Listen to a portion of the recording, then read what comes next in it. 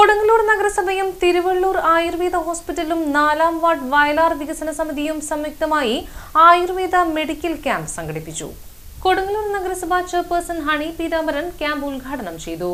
ക്യാമ്പാണ് ഇവിടെ ഇന്ന് ഈ വാർഡിൽ ആയുർവേദ ക്യാമ്പ് നടക്കപ്പെടുന്നത്. നമുക്കറിയാം മഴക്കാലം തുടങ്ങി പല അസുഖങ്ങളും അതുമായി ബന്ധപ്പെട്ട് നമുക്കുണ്ടാകും.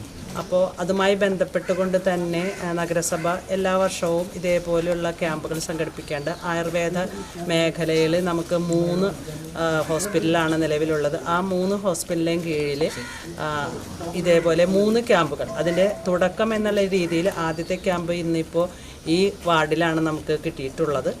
അപ്പോൾ തീർച്ചയായിട്ടും നമുക്കറിയാം ഈ മഴക്കാലം തുടങ്ങിക്കഴിഞ്ഞാൽ പനിയും അതുമായി ബന്ധപ്പെട്ട് ചില അസുഖങ്ങളും മഴ വെള്ളം കെട്ടിക്കിടക്കുന്ന മൂലമൊക്കെ ചെറിയ അസുഖങ്ങളൊക്കെ പല രീതിയിൽ നമ്മളെ സമീപിക്കും.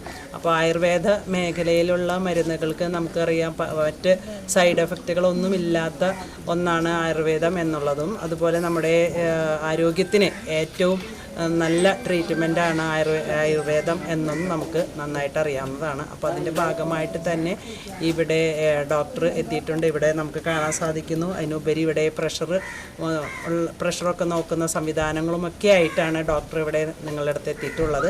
അപ്പോൾ തീർച്ചയായും ഇത് നമ്മുടെ ഈ പ്രദേശത്തുള്ള ആളുകൾക്ക് ഇത് കൂടുതൽ, ഈ പ്രദേശം എന്ന് പറയുമ്പോൾ ഈ മേഖലയിലുള്ള 3-4 വാർഡും കൂടി ഉൾപ്പെട്ടിട്ടല്ലേ. വാർഡ് കൗൺസിലർ കെ ഹാഷിഖ് അധ്യക്ഷത വഹിച്ചു. ഡോക്ടർമാരായ ലത, ലായി, ആശാവർക്കർമാരായ ഷെമി, രേഷ്മി, നിത തുടങ്ങിയവർ പങ്കെടുത്തു.